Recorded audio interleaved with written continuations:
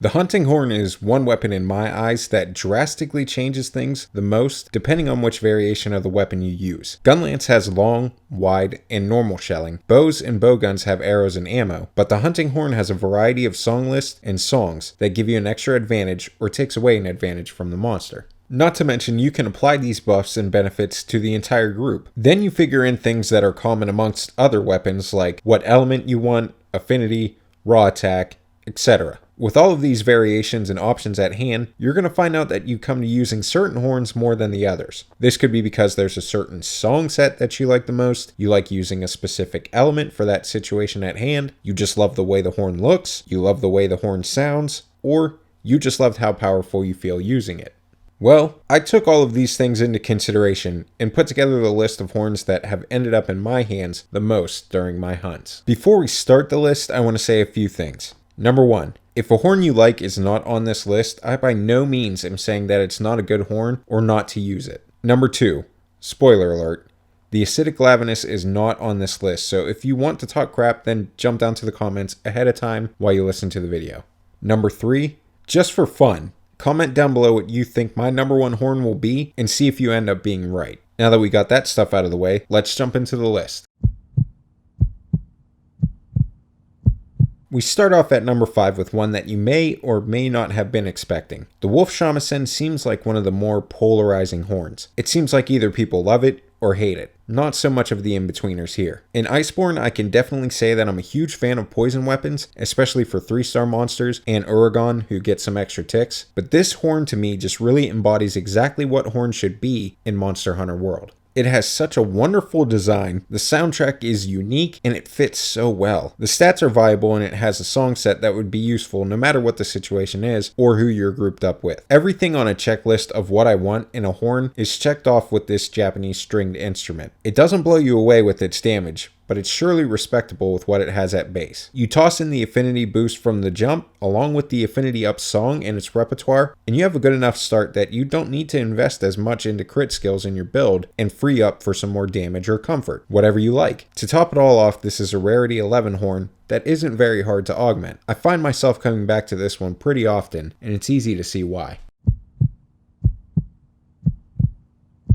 Coming in at number 4, we have one that recently creeped up my list because I was foolish at first and overlooked it. First, we have to address the fact that all of these unique things I said about the last horn sadly are not the case with this one. The Laguna horn is one that I absolutely love using, but I tend to use it not as much as I'd like to for a few reasons. The look is meh, the sound is meh, but boy, can it smack monsters that are weak to water. Like, really smack them. But you see, that's a double-edged sword because that smacking power takes a bit of a steep decrease if the monster has a resistance to water. This is a horn that I love to use purely for the damage and how powerful I feel using it. The song set definitely has some utility to it to help bring that usage up too. One of the things I love the most is the fact that this is a rarity 10 horn, so that means that it's going to be extremely easy to augment it to its fullest. I would have loved to see a unique design for it, maybe covered all over with some thick patches of coral puke feathers, or maybe even constant drops of water or precipitation dripping off the horn at all times. The silver lining in this is that you get to custom augment it and really make this thing even more powerful. The custom mods don't really have any looks that I'm absolutely in love with, but the amount of damage this thing does more than makes up for it.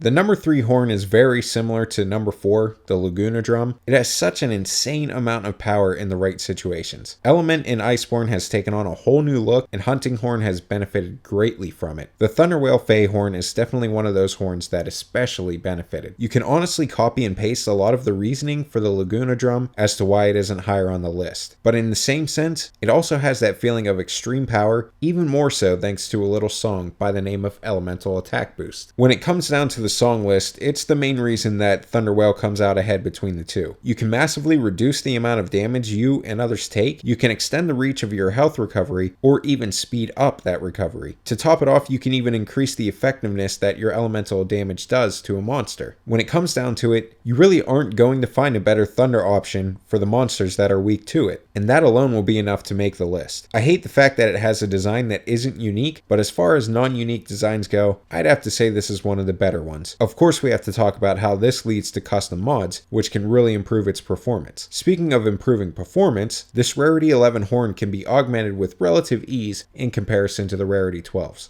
I can gush about this horn all day, but we have 2 more horns on the list to get to. Ooh, baby. The look of this weapon, it just brings tears to my eyes because this thing is just absolutely gorgeous. The Sonorous Icefill for me is one of the most beautiful weapons in the game. Not hunting horns, I said weapons. I mean, let's be honest. The Velkhana weapons in Iceborne are typically some of the best looking weapons, regardless of what weapon category we're talking about. But not only are they some of the best looking weapons, but they are typically some of the more powerful weapons as well. If I'm being honest, the look alone has this thing high up on my list from the get-go. It looks great, sounds great, and can pack a punch. I've even started playing around recently with the ice damage on it, and it feels even better. Something that plays heavy into the amount of reusage is the fact that there's a lot of monsters that are weak to ice. When you have a horn like this, you feel powerful, but you don't have to sacrifice the looks like you do with numbers 3 and 4 on this list. As soon as I started playing Iceborne and saw this design, it was literally the first horn I made from a monster. The song set very easily transitions to group hunts as well, mainly because of attack up L, and that can benefit every hunter, no matter what weapon they're using or whether they're using element or status weapons. There are some weapons that you question why they're a Rarity 12, Gold Rathian, but then there are others where you would almost feel bad using it if it wasn't categorized as a Rarity 12. The Sonorous Icefill embodies the mantra of beauty and brawn like no other horn can. Well, except for maybe... The Austere Paradise is just an amazing horn to me all around. It's so hard to find an actual weakness on this horn in any given situation. It has a very solid attack at base, and man, if you wake that dragon element up, you have a horn that is ready to take on the world at large. But wait, I'm taking on a Silver Rathalos or a Gold Rathian, and they're immune to dragon. Cool.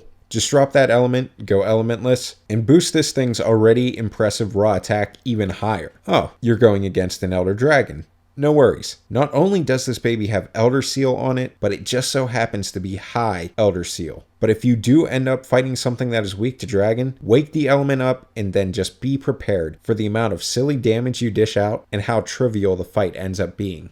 And that's not even including the fact that it has 2 deco slots for you to play with. The song set is another one that transitions extremely well to group play with the awesome benefits it gives out. You even have some great niche songs like All Wind Pressure Negated for tougher fights like Kush or Luna. Like I said with Sonorous, an attack up boost is never going to be something that people will scoff at or turn down. With this horn, you even toss in a little defense as an attaboy. When it comes to the look of the horn, they gave it a transcendent design that I absolutely love. It fits the narrative and aesthetic of Shara in such a beautiful way. If we're talking about the soundtrack though, that's where my praise would probably trail off. It's not that I hate it, but I don't think that it stacks up with the highs of this horn from a functional and design point. I just cannot overstate how great of a horn this is. I can walk into any situation with this thing and feel confident and comfortable that I'll be able to take the challenge head on. That's why this gets the most usage for me. If I have no idea what to expect from something I'm about to jump into, I would put my money on it that this thing will perform wonderfully. This is a final boss weapon done right in just about every way. And there you have it, people. There is the top 5 list of horns that I use. Like I said before, if the horn that you love the most wasn't on this list, chances are I still use it a lot. There's probably about 5 or 6 that are tied at the 5 spot, but I had to throw in the Shamisen on there for just how unique and good it looks. And some good news to share, we finally made it to the 1K sub mark, and I've honestly been blown away by the support you guys have shown and hope we can continue to grow this community of horn users. To show my appreciation, I really want to give away a free copy of Monster Hunter World, whether that be both World and Iceborne, just Iceborne, or whatever it may be. I don't care what console you're on, or if you're a PC player, I can send it your way once Iceborne finally comes out for you lovely people. I'll have more details on that once I figure out the way I want to implement it, which will be soon. I don't even care if you're a person who uses Hunting Horn or not, because Hunting Horn users don't mind dishing out the gifts, even if we don't get anything in return. Another side note, as I was editing this video, the news came out about a couple new monsters we're getting in December, and I'm going to work on a thoughts video about that and what I think Monster Hunter World is missing big time.